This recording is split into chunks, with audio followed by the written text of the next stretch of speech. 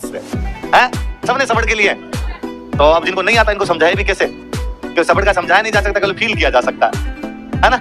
हाँ, तो इनको आप समझा देना, बाहर ले जाके चाय की दुकान पे लेके जाओ तो इनको समझाना कि सबड़ के कैसे आते हैं हम बताएं। चाय वाले सबड़ के नहीं होते, सबड़ के राबड़ी के है ना।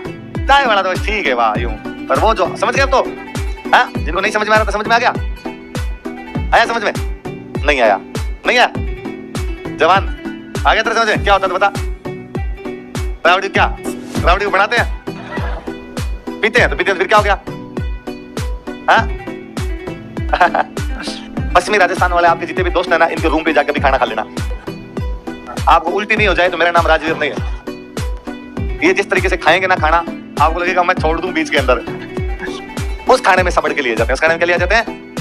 आप यूं थाली में कटोरी अलग रखी हुई है, रोटियां अलग प्लेट के अंदर रखी हुई, उसमें तो सबड़ के आ जाए अंकल।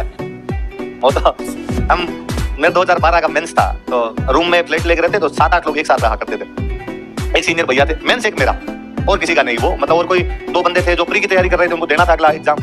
2-4 थे जिनको एग्जाम नहीं देना था, वो अपने दूसरी कोई भाई कॉलेज में पढ़ा करते थे, उस प्रकार से थे। तो एक सीनियर भैया थे एडवोकेट, तो उन्होंने एक दिन मुझे कहा कि यार देख तू हमारे साथ रहता अच्छी बात है, अपने इतने सालों से साथ रहते हैं, पर तेरा मेंस है, तू थोड़ी पढ़ाई कर ले, हमारे साथ रहता है सारा दिन हटाई करते रहते हो। तो मैं ठीक है, तो उन्होंने कहा कि तू रूम अलग ले ले।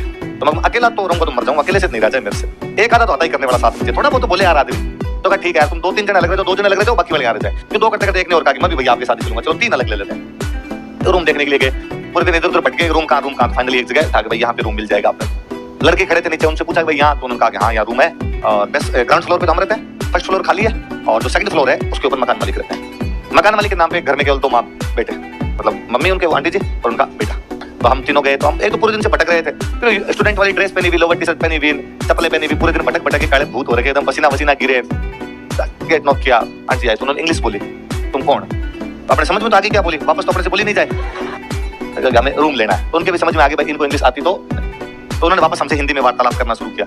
पर वो यूं गेट, आधा गेट खोल के आधे गेट के बीच में खड़े थे, अभी लहीम सहीम पर्सनालिटी थी, तो आधे गेट के अंदर आ रहे थे वो।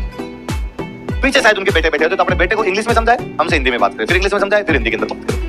तो अपने हमसे पूछे भाई कितने लोग रहोगे, 3 लोग रहेंगे। अपने बेटे को वापस गए 3 मेंबर्स उधर से, फिर वापस हमसे इधर बात करें, क्या करते हो तुम लोग, हमने कहा हम सिविल की तैयारी करते हैं, वापस उधर वापस गए, ये आईएएस की तैयारी करते हैं ऐसे। तो हमसे हिंदी इंग्लिश हिंदी इंग्लिश। फिर वो मकान मालिक की जो बातचीत होती है वो आप लोगों ने करी, क्योंकि सेम सी बातचीत होती है, आपके रूम पे दोस्त नहीं आने चाहिए, आपके रूम पे शराब नहीं पियोगे, आपके रूम पे सिगरेट नहीं पियोगे, है ना, कोई नशा पता नहीं करोगे, जल्दी आ जाओगे, सफाई रखोगे, है ना, वो जो नॉर्मल बात आती है। अपने कई सालों से रूम लेके रहते तो अपने एक्सपीरियंस हो गया कि इन सब चीजों में yes yes yes yes yes करना होता है ना, इनको पढ़ना नहीं होता, इनमें खाली टिक टिक करनी होती है कि तुम जल्दी आ जाओगे कि यस, तुम्हारे तो यहाँ पे कोई दोस्त नहीं आते, अरे कोई आता नहीं, मेरे तो कोई दोस्त ही नहीं है, मैं तो अकेला ही रहता हूँ।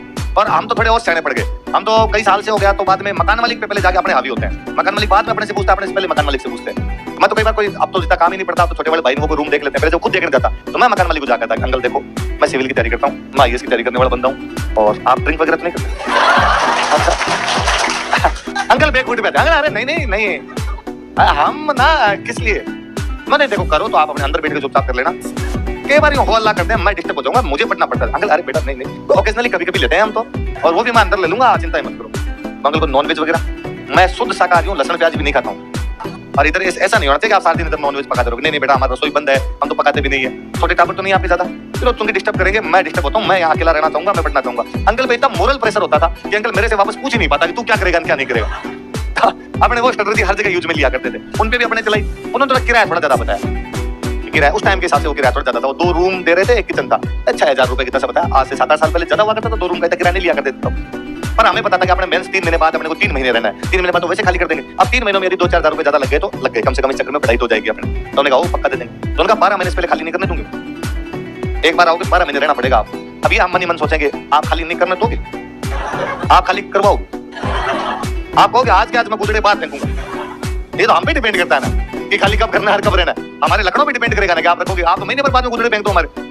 मैं को कैसे साल भर किसका, हमें 4-5 साल यही रहना है, सिविल की तैयारी लंबी चलती है, कोचिंग चल रही है, अभी तो पेपर देंगे, मेंस देंगे, फ्री देंगे, तब तक आपके यहीं पे रहेंगे। तो उन्होंने कहा ठीक है, सफाई का और ध्यान रखना, आप पूरा ध्यान रखेंगे, मुझे चिंता ही नहीं सफाई का एकदम। तो फिर मैंने सफाई का उनको कहा कि देखो हमसे तो झाड़ू हाथ लगे कर लगे, आपके यहाँ पे कोई सफाई करने के लिए तो उनका हमारे आते हैं यहाँ पे, तो उनसे हमारे वाले रूम की भी करवा दिया करो, चाबी आप भी रख लिया करो, हम कोचिंग चले जाएंगे, सफाई हो जानी चाहिए आप, ठीक। तो हम पूरा ध्यान रखते हैं, मतलब उतनी सफाई मैंने मेरी जिंदगी में कहीं नहीं रखी जितनी उनके रूम में रखी थी। रसोई में जो भाई जी आते हैं उनको भी कहा था कि टनाटन एकदम रसोई रहनी चाहिए, वरना जी आगे 4 डायलॉग सुना जाए, पर भाई वो थोड़े ज्यादा खोड़ लेते कुछ नहीं करने, मतलब वैसे थे कि यूं आते, जब मैं एक दिन यूं पढ़ रहा था तो अपने आदत होती है भाई 4 पाई पे बैठे यूं पीछे सिर लगा के,